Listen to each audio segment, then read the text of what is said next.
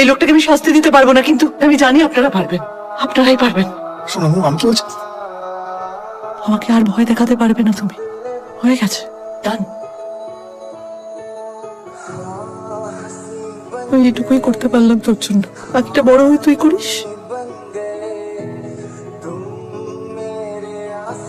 আমি যে কখনো ক্যামেরার সামনে এসে কথাগুলো বলবো বা পারবো কখনো ভাবিনি। বলতে পারছি, যাদের জন্য আমার মা, প্রতিম, নন্দিনী, আমার দাদা বৌদি, সবাইকে অনেক অনেক থ্যাংক ইউ।